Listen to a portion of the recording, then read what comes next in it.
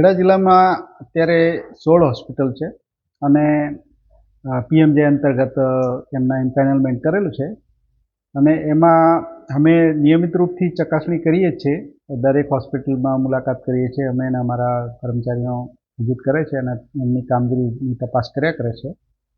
સાથે સાથે આ ખ્યાતિકાંડ પછી અમે થોડીક સઘન કામગીરી ચાલુ કરી છે તપાસની.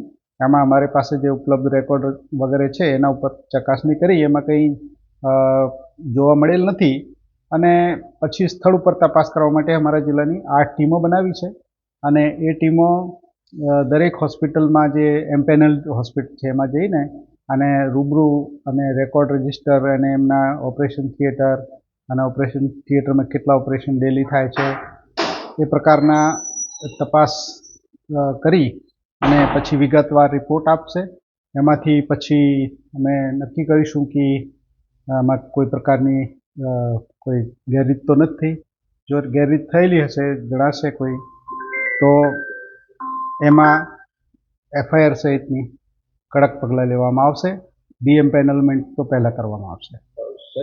જે ખ્યાતિકાંડના આરોપી છે એમને પરમ દિવસે ખેડા જિલ્લામાંથી ધરપકડ કરવાની છે, 4 જેટલા આરોપી. એ લોકોનું ખેડા જિલ્લામાં કોઈ કનેક્શન હોય કાં તો ખેડા જિલ્લામાં કોઈ કેમ્પ કરવામાં આવ્યો હોય એ બાબતની કોઈ ચકાસણી કરી છે કે કરવાનું?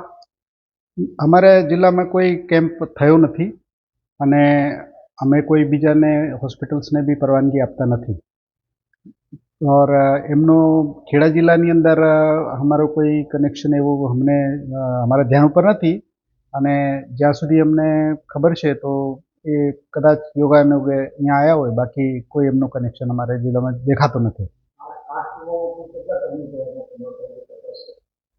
એમાં 8 ટીમોમાં 16 કર્મચારી છે, બરાબર. દરેક હોસ્પિટલમાં જશે, ત્યાંનું રેકોર્ડ રજિસ્ટર, સુવિધાઓ અને કેટલા ઓપરેશન કેટલા ટાઈમમાં થયા, કેટલા લોકોના કરવામાં આવ્યા, મોટા ઓપરેશન્સને વ્યવસ્થિત રીતે પ્રોસિજર વગેરે વ્યવસ્થિત કરવામાં આવી, એ બધી ચીજો જોશે.